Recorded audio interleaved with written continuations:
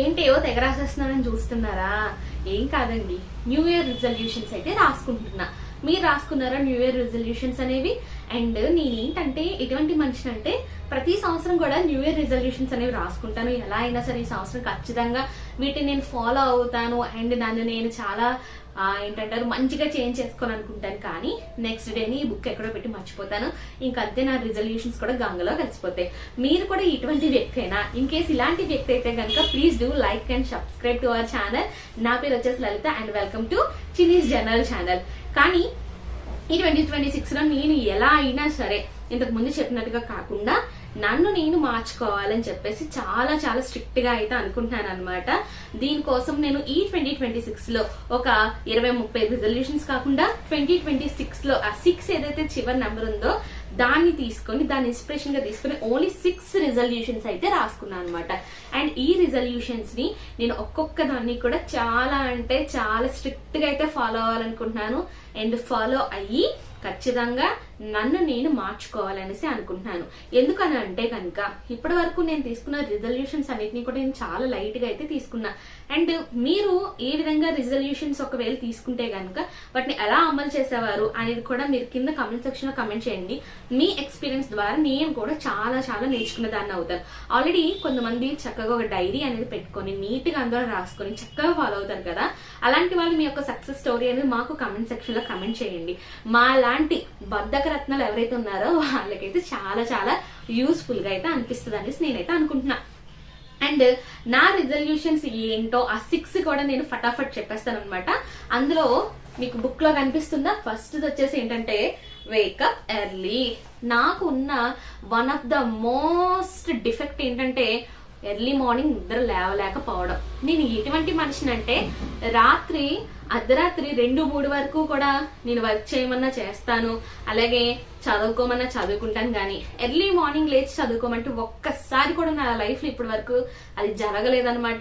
ఇప్పటికైనా సరే నన్ను నేను మార్చుకొని ఎర్లీగా నిద్ర లేద్దాం అంటే మరీ 4 కాదు, అట్లీస్ట్ 6 ఉదయం నిద్ర లేవాలని చెప్పేసి నేను నా మనస్సాక్షిని గట్టిగా అయితే కోరుకుంటున్నాను అనమాట.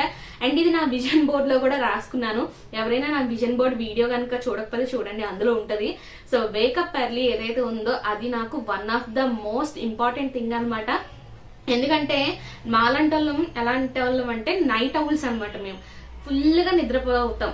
ఎప్పుడు ఎర్లీ మార్నింగ్ ఈ టైంలో ఫుల్ గా నిద్రపోయి ఉంటాం, రాత్రి అంతా మెలకుగా ఉంటాం. ఇది హెల్త్ వైజ్ కూడా చాలా చాలా బ్యాడ్ అని నాకు తెలుసు. కానీ ఎందుకనేది నా మైండ్ ఎందుకు చేంజ్ అవ్వట్లేదు అర్థం కావట్లేదు.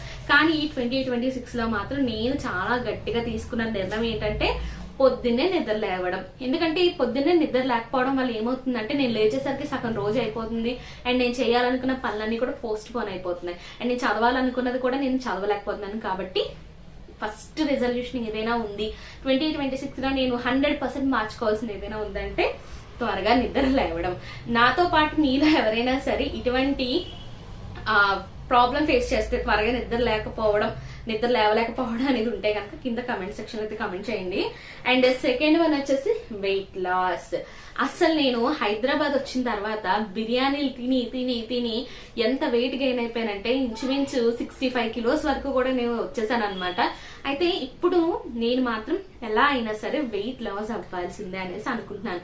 నా హైట్ కి నేను మినిమం 52 కేజెస్ నుంచి 55 కేజెస్ మాత్రమే ఉండాలి. దీనివల్ల నేను ఈ బిర్యానీస్ తినడం వల్ల నేను చాలా వెయిట్ గెయిన్ అయిపోయాను అనమాట. సో దానివల్ల XL నుంచి నేను XXL కి వెళ్ళిపోయాను. ఎంత ఫాస్ట్ గా వెళ్ళిపోయానో నాకే తెలియదు. కానీ XXL నుంచి మళ్ళీ నేను XL కి నెక్స్ట్ L కి రావాలనేసి మనస్ఫూర్తిగా కోరుకుంటున్నాను. ఎందుకంటే మనకు నచ్చిన బట్టలు వేసుకోవడానికి మనం అట్లీస్ట్ సన్నబడాలి. కాబట్టి దీనికోసం అయితే నేను ప్రయత్నించాలనుకుంటున్నాను. వెయిట్ లాస్ అనేది one of the most important thing అనమాట. ఇది డైట్ ద్వారా చేస్తానా లేకపోతే ఎక్సర్సైజెస్ చేస్తానా యోగా చేస్తానా ఏంటి దేని ద్వారా నేను వెయిట్ లాస్ అవ్వాలనుకుంటున్నాను అనేది కూడా ఒక లాంగ్ వీడియో అయితే నేను చేద్దామనేసి అనుకుంటున్నా. అండ్ నెక్స్ట్ థర్డ్ వన్ వచ్చేసి ఈట్ హెల్దీ. ఆల్రెడీ చెప్పాను కదా, నేను హైదరాబాద్ వచ్చాక బిర్యానీలు తిని జంక్ ఫుడ్ తిని అసలు బాగా వెయిట్ గెయిన్ అయిపోయానని. ఇంకా ఇవన్నీ కూడా కాస్త తగ్గిద్దాం అనేసి అనుకుంటున్నాను. హెల్దీ ఫుడ్ తినాలనుకుంటున్నాను, ఎక్కువ వెజ్జీస్ తినాలనుకుంటున్నాను. అండ్ ఈ వెజ్జీస్ కూడా ఎలా అంటారా, home food. Main home food తింటే ఆల్మోస్ట్ హెల్దీ ఫుడ్ తిన్నట్టే కదా. సో హోమ్ ఫుడ్ అంటే నాకు నేను వండుకొని తినాలి అనేసి అనుకుంటున్నాను అనమాట. ఎక్కువగా వెజిటేబుల్స్ తినాలనేసి అనుకుంటున్నాను. రైస్ క్వాంటిటీ తగ్గించాలని అనుకుంటున్నాను.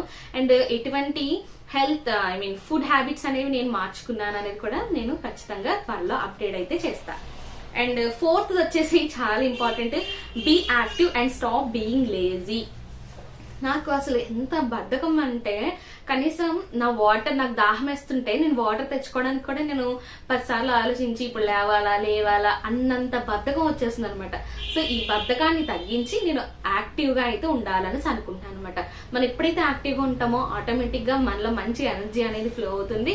సో మంచిగా చక్కగా మన పనులు అయితే మనం చేసుకుంటాం, ఎటువంటి పోస్ట్ పోన్మెంట్ లేకుండా అనేసి ఉద్దేశంతో నేను ఈ be active and stop being lazy అనేసి అనుకుంటున్నా. అండ్ ఫిఫ్త్ వన్ వచ్చేసి మనందరి లైఫ్ లో చాలా ఇంపార్టెంట్ రోల్ అయితే ప్లే చేస్తుంది. ఆ ఫిఫ్త్ వన్ ఏంటో తెలుసా?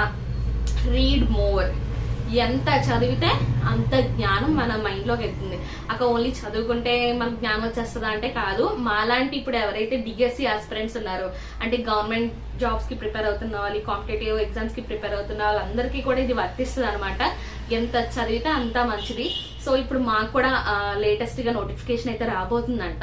సో అందుకని చెప్పేసి నేను చదవాలనేసి అనుకుంటున్నాను. ఎలా అయినా సరే నేను ఈసారి డిఎస్సిలో జాబ్ అనేది కొట్టాలనుకుంటున్నాను.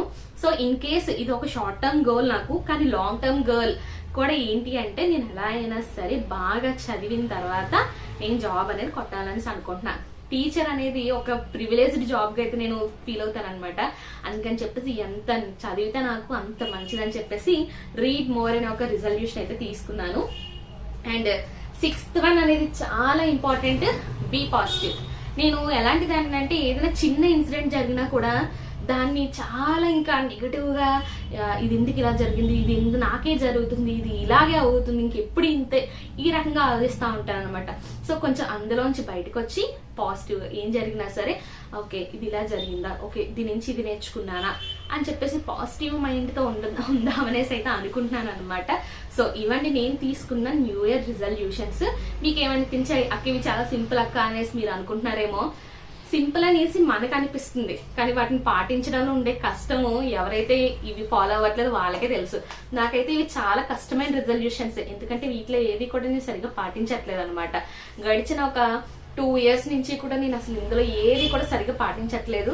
సో మళ్ళీ నాకు నేను ప్రూవ్ చేసుకోవడం కోసం ఈ రిజల్యూషన్స్ అనేవి తీసుకున్నాను. అండ్ వీటిని నేను ఫాలో అయ్యి చూపించాలనుకుంటున్నాను. ఓకే, మీరు కూడా నాతో ఈ జర్నీలో ఒక పార్ట్ అవ్వాలనుకుంటే తెలుసు కదా ఏం చేయాలో. ఏం లేదు, simply do like, share and subscribe to our channel Chinni's journal. మళ్ళీ ఇంకొక మంచి వీడియోతో కలుస్తాను. Until then bye bye.